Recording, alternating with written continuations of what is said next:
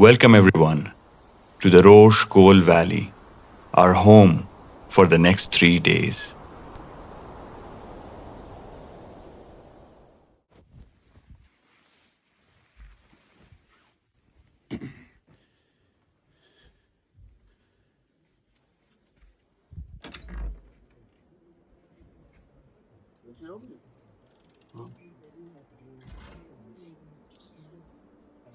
I join you from a police station in the village of Zondrangam in the Rosh Gol Valley, Upper Chitral. Even though it was minus 15 last night, the night was actually pretty comfortable. But due to the negative temperatures, the camera battery keeps on dying, and that's why from here on, you'll see a lot of vertical videos recorded on my phone rather than the camera. So bear with me.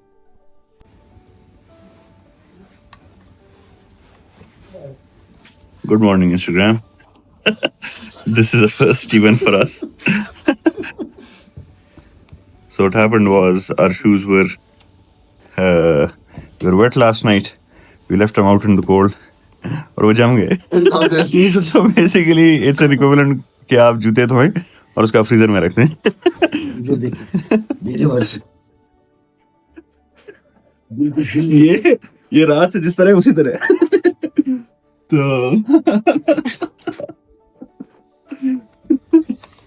ये this is new. अब गर्म होने से जूता गीला हो रहा है because there's a layer of frost on it.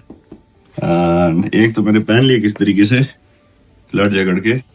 This one was so stiff I had to thaw it a bit to have a chance to put it on. Look at all this ice on it. In the morning, it was business as usual with the binoculars. We were told that we will scout the valley between this village and the next. And hopefully, if we find a big enough animal, the hunt will be on. Meanwhile, I was still pretty bad at spotting Ibex. So I just posed and let's all just pretend that I spotted a few. On a video.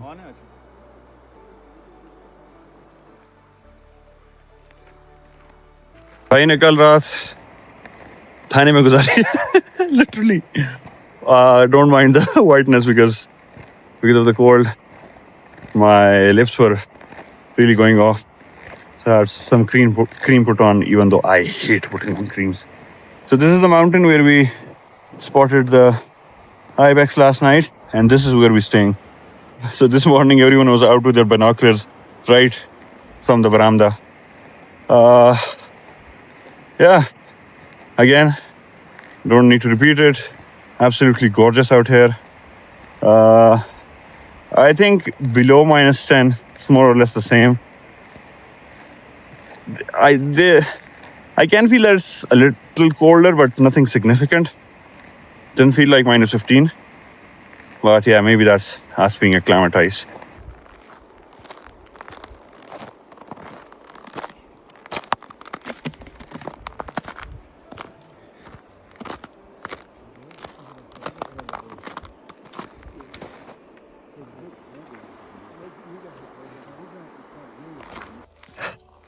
The hunt is on. This morning we spotted a couple of more Ibex, and the hunt party has grown a bit. We had some indigenous people, local people join us, and one is a 70-plus-year-old old man who has a wealth of knowledge and is leading the expedition now. But he's a little bit up ahead of me because I've been filming them, and I hope that we get the Ibex and get to take it home later tomorrow. So there are hunters and spotters and wildlife rangers. We walk for 10 minutes, then we stop for 10 minutes. Not to enjoy the view, to look for the Ibex, but I stopped to enjoy the view. Situation report. We lost the Ibex in these mountains because अभी उनका अंदर valley में जाने का time हो गया. So we have to go after them to the valley. And when I say valley, it's that place. You see that? That's the ridge there. That is our heading. And that is our path from there, through that village, all the way till there. So if we stand here, we get a chance to shoot them on this mountain right here. Let's get going then.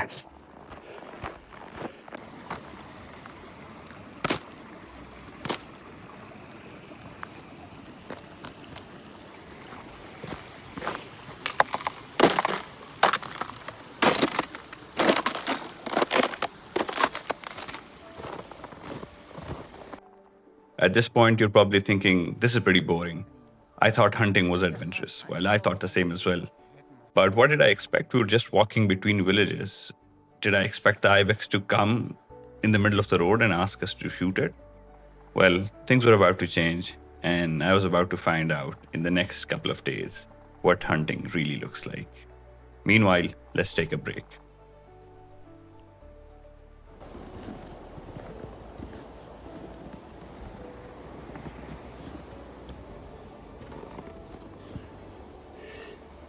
So we stopped at this house of a former forest officer, range officer actually. He just retired some months back. Hospitality is everywhere. Had a lovely cup of tea, had a fire going. So I had a lot of sweat on my sweatshirt and the bottom layer. So I had a chance to dry that off. Took off one layer because the sun is out, and when you walk it gets really sweaty real fast.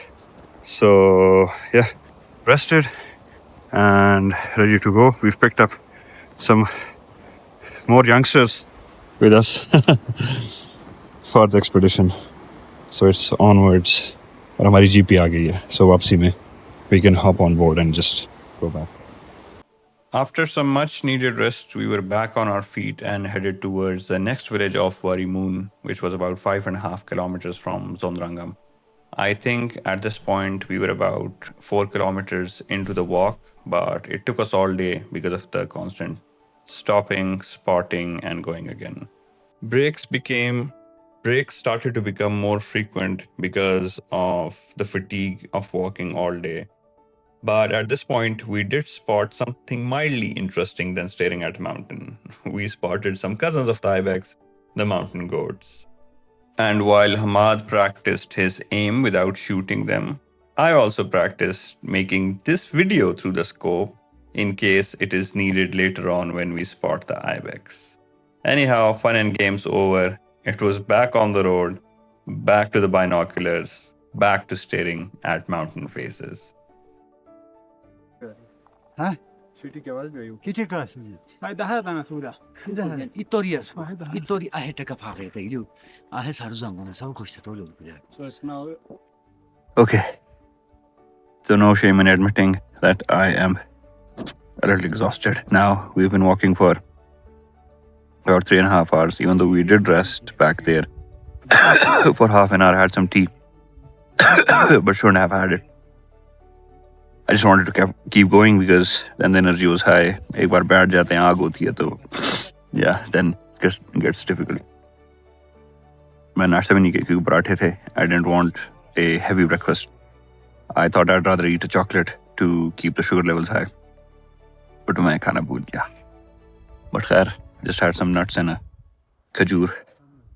Certainly the energy level is high. But they're spotting again, so I'll just sit here and wait with my feet in the deep freeze. This is starting to get heavy and heavy.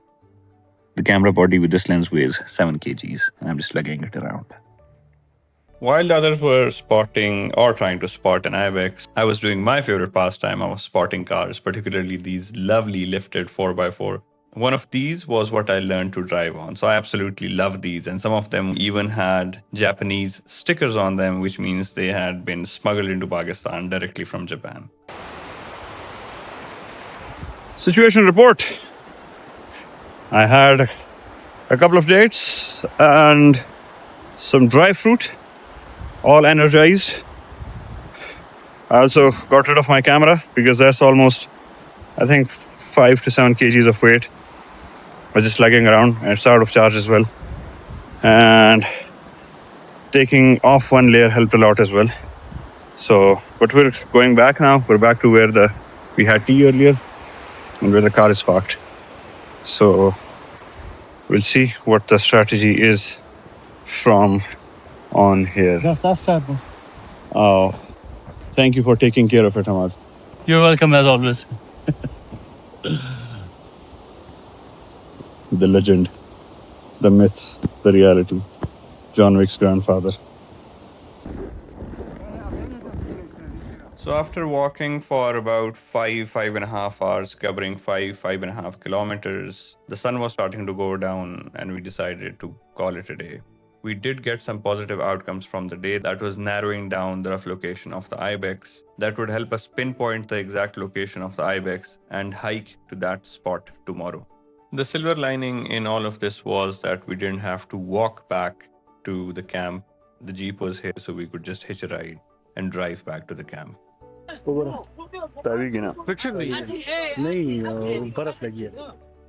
But things are never that simple in minus temperatures. You might be watching this in the summer, but the temperature during this video is still in minus double digits. One of the hubs was frozen due to extreme cold, and we were only at 3-wheel drive instead of 4-wheel drive. That's why the Jeep couldn't come out. The solution, they poured hot boiling water over the hub to unfreeze it, and we were able to get back in the Jeep and head back to the police station in Zondrangam, which was our camp for the night.